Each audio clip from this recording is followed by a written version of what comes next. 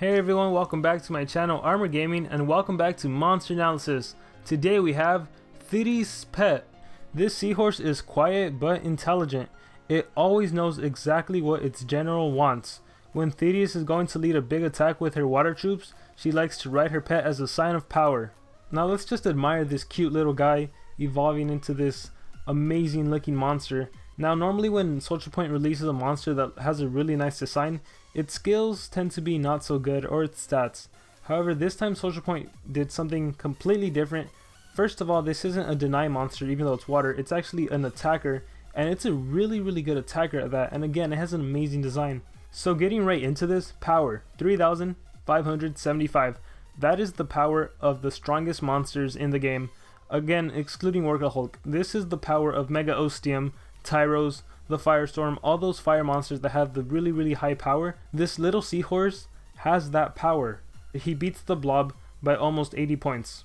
And surprisingly enough, his life is 24,429. And I say surprisingly because normally when a monster has 3,575 power, their life tends to be 22k.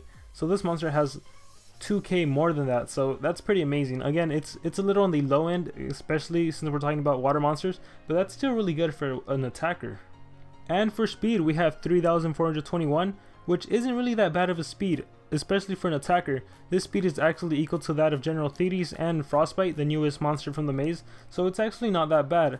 Again, considering he's an attacker with a pretty decent life and a good speed, this monster's stats are really good. So as you all know, it's a water type, which means its weakness is thunder, and its trait, like all the generals, is tough. All status effects have a 35% less accuracy against this target, which is a really good trait because it kind of gives an overall immunity to stun, freeze, all those negative effects.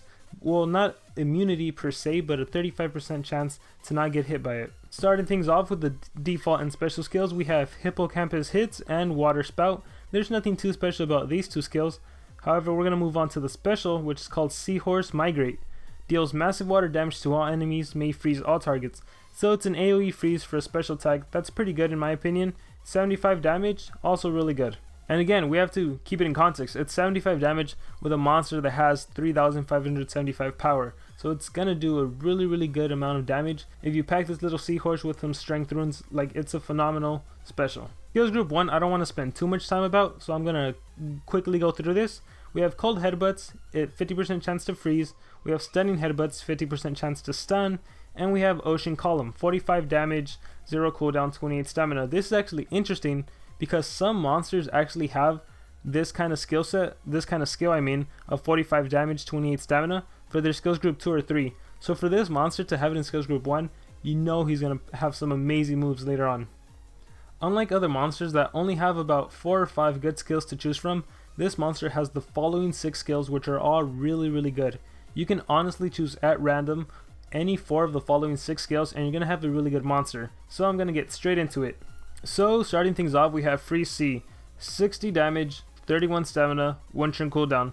And from here on out, we're going to see that most of the skills do 60 damage or above, with the exception of the AoE, and they're all more than 30 stamina, and they're all 1 turn cooldown, again with the exception of the AoE. But what's cool about Freeze C is that it gives freeze. So let's say your monster doesn't finish the job in one hit, it's going to freeze the enemy monster, which is a huge advantage. So it's a really good skill. Next we have Fatality C, 65 damage for the same stamina, 31. Again, like I said, 1 turn cooldown.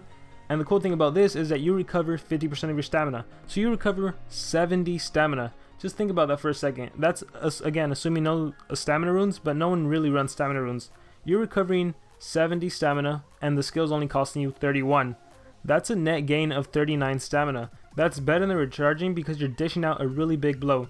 65 damage on most monsters is enough to one-hit monsters with no life runes, especially a monster with 3,575 power to begin with. Like, if you stack 2 strength runes and then hit a monster with this skill that on a monster that has no life runes, I can almost guarantee you you're gonna one-hit them. And then we have Water Vortex. Look at this skill, 50 damage. It's an AoE that does 50 damage. That is insane. This is significantly better than Lord Moltis, and that's because Lord Moltis has like a base power of 3,000, whereas this monster has a base power of 35,000. So if you think about like a level 10 rune, a level 10 strength rune that basically gives like 102%, Lord Molot's would only go to 6,000 power, while Thety's pet would go all the way to 7,000 power. So that's a 1,000 power difference. That's huge. Now the only other monster that comes to mind that has an AoE 50 is Exoskill, but again, like considering the skills you get with this monster, I think this monster is significantly better. And on skills group 1, we have something called Smashing Sea. So just like Free Sea, 60 damage, 31 stamina, 1 turn cooldown, only difference is that this skill stuns. Now in terms of Team War, I actually think this skill is better than Free Sea, just because you're going to go up against water monsters, and water monsters tend to be immune to freeze with the exception of Varuna, who's immune to stun. So when you're looking at a pool of monsters, there's about, I think 6 or 5 monsters who are immune to freeze that are water monsters. You're better off having a stun skill. So if you had to pick between Free Sea and Smashing Sea, you're better off choosing Smashing Sea. And next we have Damaging Sea, which is not only 65 damage and 31 stamina and a 1 turn cooldown, but it also gives you double damage.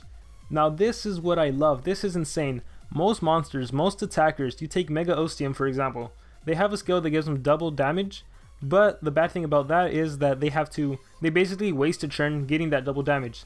The cool thing about this Seahorse here is that you basically dish out a 65 damage skill, and at the same time you're prepping yourself for your next attack that is going to be 60, 65, or 75 as we're going to see. Hear me out on this. A monster with 3,575 power with 2 high level strength runes, or maybe even like 1 high strength rune and 1 medium level strength rune, and a 65 damage skill, that's enough to one hit a monster that has no life runes. That's enough to one hit other attackers, you know, with their 22k life, even Timerion. It's enough to finish them in one hit. But not only that, you're giving yourself double damage, which gives you the chance to beat those monsters that have a higher than average life or that have life runes. So this skill is phenomenal. And lastly, we have Precision Tornado.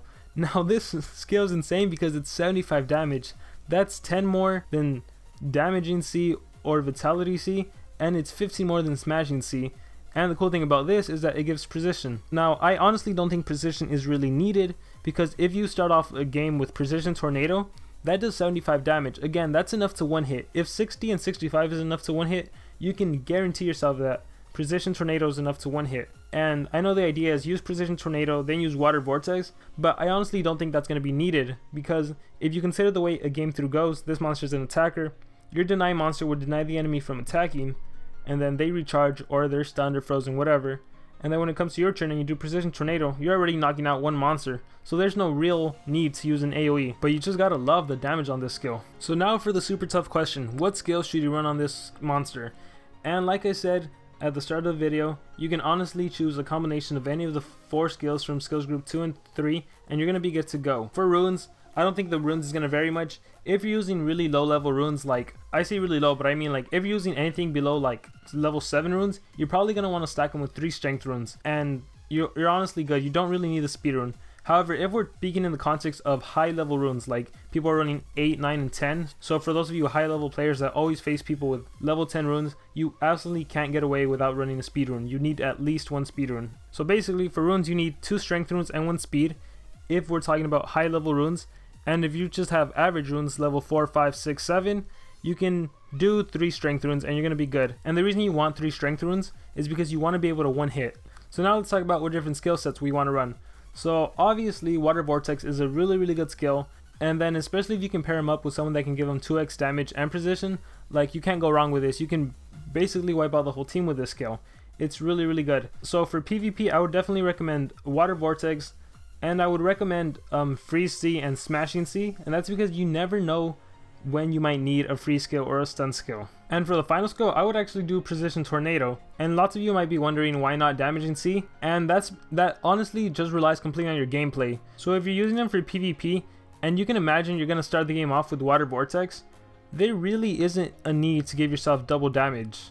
Does that make sense? Like, if you're starting off with Water Vortex, you're going to weaken the enemy, so there's no need to use Damaging Sea and then give yourself double damage, because that's really just overkill. However, if you want to start off a game with Damaging Sea and then use Water Vortex on the second turn, keep in mind that you have 3 monsters. One of them is going to deny. If you're attacking with Damaging Sea, you're more likely than not going to kill the enemy monster, and then you still have a 3rd monster to attack.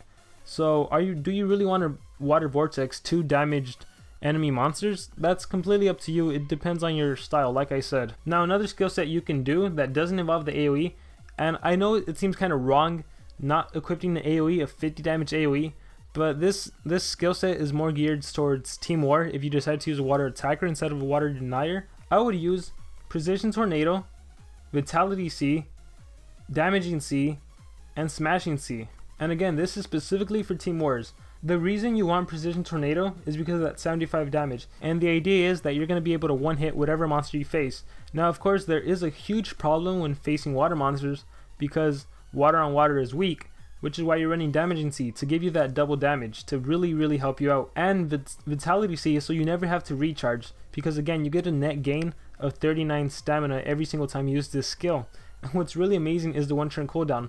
So you can technically spam Precision Tornado, Vitality C, Precision Tornado, Vitality C, and you'll never run out of stamina, and you're always going to be dishing out high damage. But then use Damaging C whenever you need that boost, and Smashing C whenever you need to stun someone. Stunning is super important in this game. And then again, if you're going up against a water monster who's immune to freeze, you better have Smashing C. Freeze C, I really want this skill, but it's impossible to have 5 skills, and you never know when you can need freeze. So another skill set I would actually recommend is Freeze C, Smashing C, again because you never know what you're facing. Let's say you're facing Metal, let's say you're facing Metalhead. He can't be stunned, so maybe it's good to freeze him. So for that reason, the second skill set I'm suggesting is Freeze C, Smashing C, Damaging C, Precision Tornado. As much as I want to equip Vitality C, I think most games don't last more than like 3 turns. Like I think the skill set is a little more flexible in giving your attacker more control over the enemy, and this is probably more useful if you don't have really high strength runes, if you for sure can't one hit. Because the thing to remember is ideally this monster is going to be able to one hit most monsters that have base life, that have no life runes. That's the ideal situation, but that means you have really high runes, or added up your 3 strength runes are really high. Because if that's the case, like you really will never need to freeze your stun. If you're gonna hit them, if you're gonna take them out in one hit, what's the point of freezing your stun? Like you really don't have any use for the skills. However, most of us, I think myself included, I won't be able to do one hit knockouts with Freeze C or Smashing C. So I like to err on the side of caution, and I'm gonna have Freeze C or Smashing C for whenever the instant comes when I need a freeze or when I need a stun. Like say if I'm going up against General Tomb who does have life runes, and I for sure won't be able to one hit him. Even if I was to use Damaging C and Precision Tornado, a tomb can do like a double life. It's safer on my side to have Freeze C and Smashing C. So just to review, since I think I fumbled around a bit, one skill set that works for Team Wars is Freeze C, Smashing C, Damaging C, and Precision Tornado. Another skill set that also works for Team Wars is Vitality C, Precision Tornado, Damaging C, and Smashing C. And again, that's because you really don't need freeze when you're going up against water monsters. And another skill set for player versus player is to actually run Water Vortex, because that's a really good skill to have. Freeze C and Smashing C, because you never know when you need a freeze or stun, and Precision Tornado just because of that high damage 75. But you could also get away with Damaging C in case you don't run someone like Lux who gives you double damage and accuracy.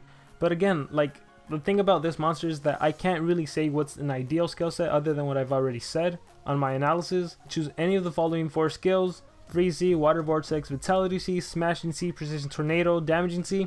Any combination of these and you're gonna have a really good deadly monster. 4 runes, you need to give them at least 2 strength runes if we're talking about like level 8, 9, or 10 strength runes, and give them a speed rune.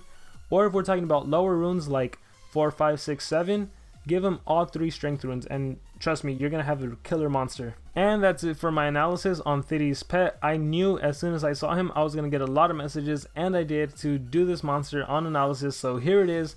Let me know who you want me to analyze next week, and I'll see you guys next time.